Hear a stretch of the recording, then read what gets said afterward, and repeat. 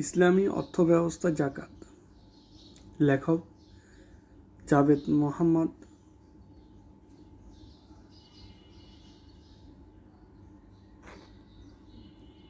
Bangladesh Islamic centre, Dhaka.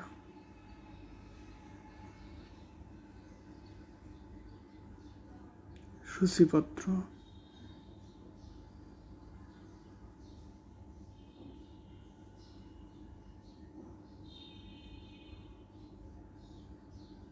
প্রকাশকের কথা। জাকাত ইসলামী অর্থ ব্যবস্থার অতি গুরুত্বপূর্ণ একটি বিধান। বিভিন্ন কারণে সমাজ জীবনে যেই অর্থনৈতিক ভারসাম্যহীনতা সৃষ্টি হয় তা দূরীকরণে জাকাতের ভূমিকা অসাধারণ। সুদ অগণিত মানুষের কাছ থেকে টাকা ছেঁকে নিয়ে এসে কিছু সংখ্যক ব্যক্তির হাতে পুঁজিভূত করে। এর বিপরীতে জাকাত বিত্তমানদের হাত থেকে টাকা বের করে অর্থনৈতিক প্রতিযোগিতায় পরাজিত কিংবা প্রতিযোগিতায় অংশগ্রহণে অক্ষম ব্যক্তিদের হাতে তুলে দেয়। অর্থ সম্পদ বিকেন্দ্রীকরণে জাকাত একমাত্র প্রক্রিয়া না হলেও নিঃসন্দেহে খুবই গুরুত্বপূর্ণ প্রক্রিয়া। জাকাত বহুমাত্রিক কল্যাণ নিশ্চিত করে, ব্যক্তি ও সম্পদ উভয়ে কল্যাণ লাভ করে থাকে। তরুণ লেখক জাভেদ মোহাম্মদ জাকাতের বিভিন্ন দিক বিশ্লেষণ করে লিখেছেন ইসলামী অর্থব্যবস্থা জাকাত শীর্ষক বইটি। তার বইটিতে জাকাত সম্পর্কে একটি পূর্ণাঙ্গ ধারণা প্রদানের প্রয়াস বিদ্যমান। আমাদের বিশ্বাস, এ বই পাঠ করে সম্মানিত পাঠকবিন্দু জাকাত সম্পর্কে একটি স্বচ্ছ ধারণা লাভ করে বিপুলভাবে উপকৃত হবেন। বইটির কোথাও কোনো ভুল পরিলক্ষিত হলে আমাদেরকে জানাবার জন্য সম্মানিত পাঠকদেরকে অনুরোধ জানাচ্ছি। বাংলাদেশ ইসলামিক সেন্টার থেকে ইসলামী অর্থব্যবস্থা জাকাত শীর্ষক বইটি প্রকাশ করতে পেরে আমরা আল্লাহ রাব্বুল আলামিনের শুকরিয়া আদায় করছি। AKM নাজির আহমদ।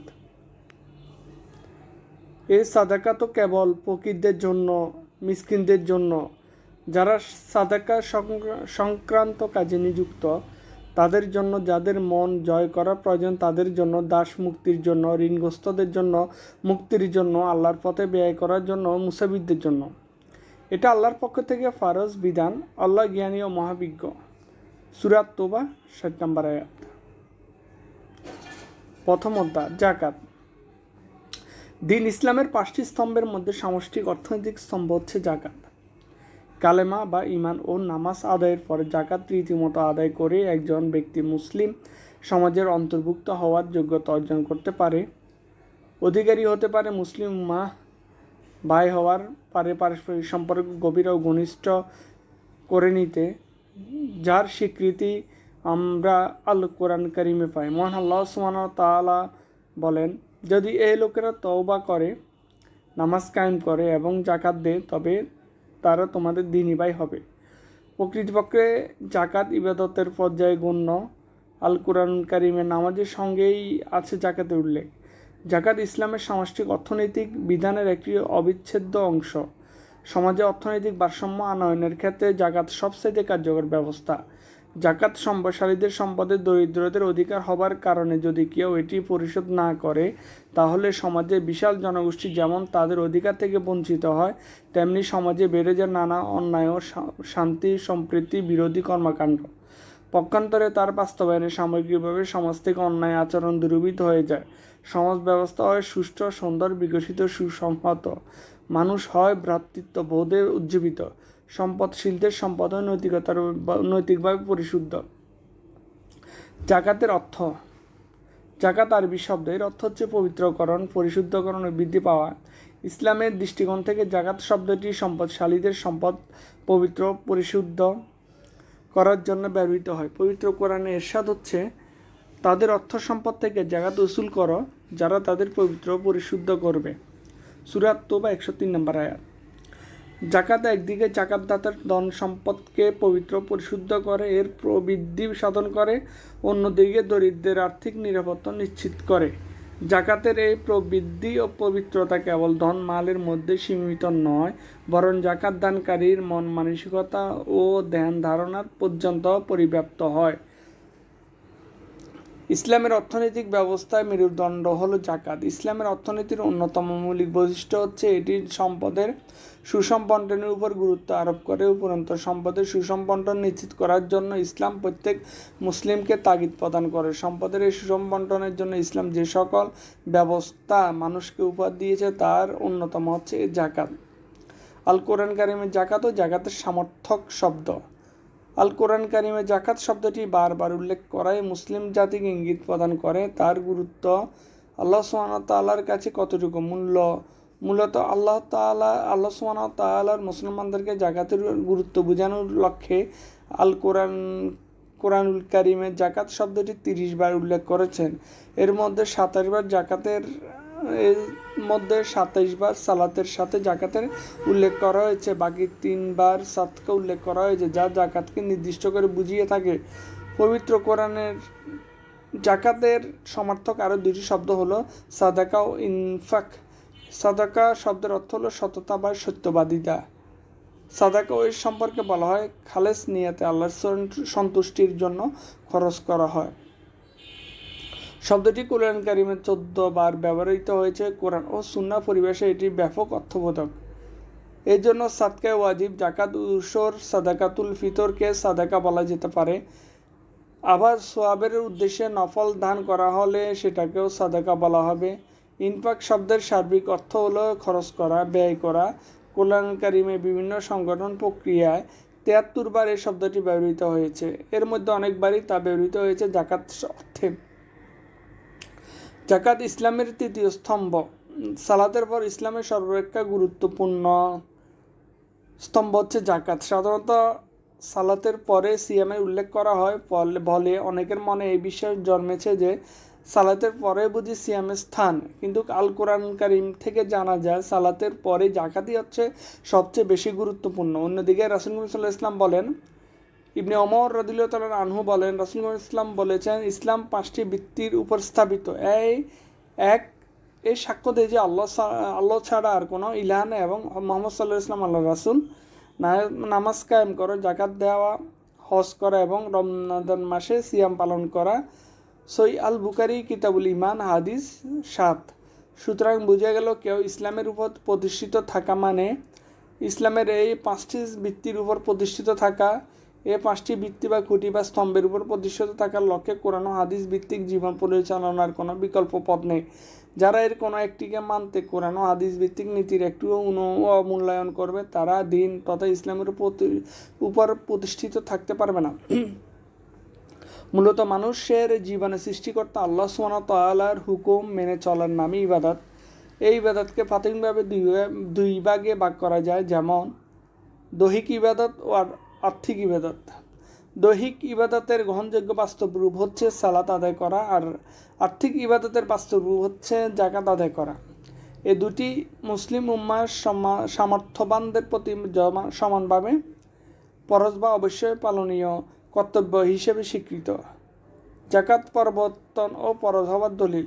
মক্কি যুগে জাকাতের ইঙ্গিত। প্রিয় নবী করিম সাল্লাল্লাহু আলাইহি ওয়াসাল্লাম মক্কা অবস্থানকালে তৎকালীন মক্কার লোকদের দারিদ্র্য বিমোচন, ভ্রাতৃত্ববোধে উজ্জীবিতকরণ ও সেখানকার আর্থ সামাজিক উন্নয়নের শুভ সূচনা করে মানুষের মাঝে মমতাবোধ প্রতিষ্ঠাকল্পে এবং তাদের মন থেকে নির্মমতা, সংকীর্ণতা, স্বার্থপরতা, কৃপণতা, নিঃসঙ্গতা ও নিষ্ঠুরতা দূর করে আদর্শরূপে বলীয়ান করার লক্ষ্যে আল্লাহ সুবহানাহু ওয়া তাআলা আল কোরআন কারিমে জাকাত বিষয়ক যে আয়াতটি সর্বপ্রথম নাজিল করেন তা হচ্ছে সেই মুশরিকদের ধ্বংস নিশ্চিত যারা জাকাত দেয় না ও পরকাল অস্বীকারী।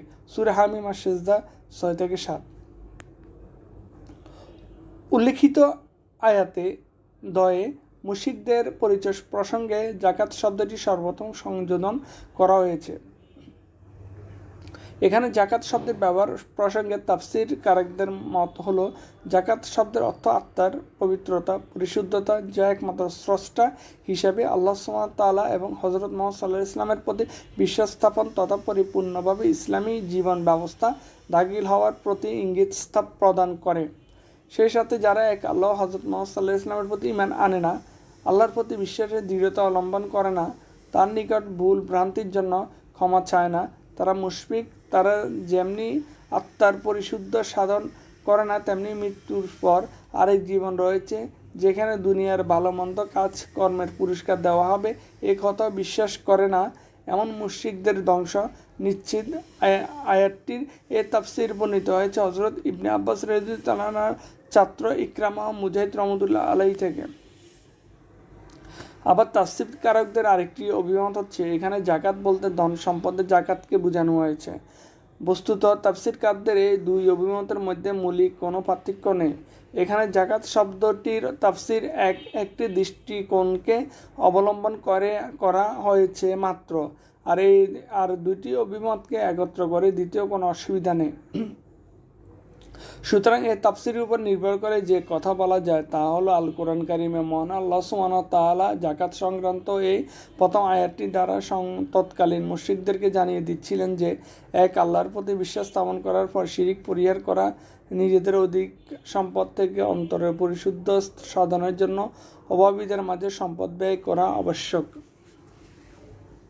মূলত এই আয়াতের মাধ্যমে অভাবী অক্ষম লোকদের মনে এমন আশ্বাস জাগিয়ে দেওয়া হয়েছিল যে যদি দুনিয়ার বুকে ইসলাম প্রতিষ্ঠিত হয়, কোরআনিক বিধিবিধান মানুষ পরিপূর্ণভাবে মেনে চলে, তাহলে তাদের চরম দুর্দশা লাঘব হবে, সমাজ ও রাষ্ট্রে শান্তি পাবে, মানুষে ভেদাভেদ কমে যাবে। তখন সমাজ থেকে শিরকের ফলে যে দুর্ভোগ রয়েছে তার মূল উৎপাদন হবে, জনগণের অধিকার প্রতিষ্ঠা হবে। এরপরে নাজিল হবে আলিফ লাম মিম। এগুলি জ্ঞান গর্বে কিতাবের আয়াত, পথ নির্দেশ ও দয়া স্বরূপ সৎকর্ম পরায়ণদের জন্য, যারা সালাত কায়েম করে, জাকাত দেয় আর তার আখিরাতে নিশ্চিত বিশ্বাসী, তারাই তাদের প্রতিপালকের নির্দেশ পথে আছে এবং তারাই সফলকাম। সূরা লোকমান 1-5 নম্বর আয়াত। এখানে সফলকাম ব্যক্তিদের পরিচয় দিতে গিয়ে কয়েকটি সৎকর্মের উল্লেখ করা হয়েছে। 1. সালাত কায়েম করা, 2. জাকাত দেওয়া, 3. আখিরাত বা পরকালের প্রতি বিশ্বাস স্থাপন করা। এই তিনটি সৎকর্ম যারা করে তারাই যে আল্লাহর নির্দেশিত সঠিক পথে চলছে, চূড়ান্ত ফয়সালা ও কল্যাণ যে কেবল তারাই লাভ করবে তা অত্যন্ত বলিষ্ঠ ভাষায় এই আয়াত উল্লেখ করা হয়েছে। আবার বর্ণনা, ভঙ্গি ও শব্দের বিনাশ এও প্রমাণ করে যে এই তিনটি সৎকর্ম একে অপরের সাথে অবিচ্ছিন্ন। যেমন সালাত কায়েম করলে অবশ্যই জাকাত দিতে হবে, অর্থাৎ জাকাত না দিলে সালাতের মূল্য হবে না। আবার সালাত কায়েম করা ও জাকাত দেওয়া নির্ভর করে আখিরাতের প্রতি দৃঢ় বিশ্বাস পোষণের উপর। এবার এই দুটি বা এর যে কোনো একটি কাজও যে বা যারা বাস্তবায়ন করবে না তাদের ব্যাপারে নিশ্চিত বলা যায় যে তারা আখিরাত তথা মৃত্যুর পরের জীবন সম্পর্কে মোটেও বিশ্বাস স্থাপন করে না। কেননা আল্লাহর বক্তব্য থেকে যে বিষয়টি পরিষ্কার হয়ে ফুটে উঠেছে তা হলো সালাত কায়েম করা, জাকাত দেওয়া ও আখিরাতের প্রতি দৃঢ় বিশ্বাস স্থাপনকারী লোকেরাই কেবল চূড়ান্ত সাফল্যের অধিকারী হবে। এর কোনো একটিকে অস্বীকার করা বা জীবনে পূর্ণাঙ্গভাবে বাস্তব না করাই হবে পরকালীন জীবনে চরম ব্যর্থতার কারণ। অতঃপর আবাসা নিয়ে বা হাবশা হিজরতের পূর্বে আল্লাহ সুবহানাহু ওয়া তাআলা নাজিল করেন সূরা মারিয়াম। এখানেও আল্লাহ শিশু ঈসা আলাইহিস সালামকে লক্ষ্য করে বলেন, সে বলল, আমি তো আল্লাহর বান্দা, তিনি আমাকে কিতাব দিয়েছেন, আমাকে নবী করেছেন, যেখানে আমি থাকি না কেন তিনি আমাকে বরকতময় করেছেন, তিনি আমাকে নির্দেশ দিয়েছেন যতদিন জীবিত থাকি ততদিন সালাত ও জাকাত আদায় করতে। সূরা মারিয়াম 30-31। উল্লেখিত আয়াতগুলো থেকে পরিষ্কারভাবে জানা যায় হযরত ঈসা আলাইহিস সালামের শরীয়তে সালাত জাকাতের বিধান ছিল এবং তাকেও আল্লাহ সুবহানাহু ওয়া তাআলা এই কাজগুলো করার নির্দেশ দিয়েছেন। সুতরাং এই দুটি কাজ যে শুধু উম্মতে মুহাম্মদের উপর ফরজ করা হয়েছে তা কিন্তু নয়, এগুলো অতীতের উম্মতদের উপর ফরজ ছিল, এখনও আছে। ফলে উম্মতে মুহাম্মদীকেও মেনে চলতে হবে, নতুবা শাস্তি নিশ্চিত। তারপর হাবশা হিজরতের বছর রাসূলুল্লাহ সাল্লাল্লাহু আলাইহি ওয়াসাল্লাম নবুয়তের লাভের 5ম বছরে নাজিল হয়েছে সূরা আর-রুম। এখানেও একটি আয়াতে আল্লাহ সুবহানাহু ওয়া তাআলা জাকাত প্রসঙ্গে বলেন, মানুষের ধন সম্পদ বৃদ্ধি পাবে বলে তোমরা যে সুদ দিয়ে থাকো, আল্লাহর সৃষ্টিতে তার সম্পদ বৃদ্ধি করে না, কিন্তু আল্লাহর সন্তুষ্টি লাভের জন্য যে জাকাত তোমরা দিয়ে থাকো তাই বৃদ্ধি পায়। এই জাকাত দানকারীরা সম্পদশালী।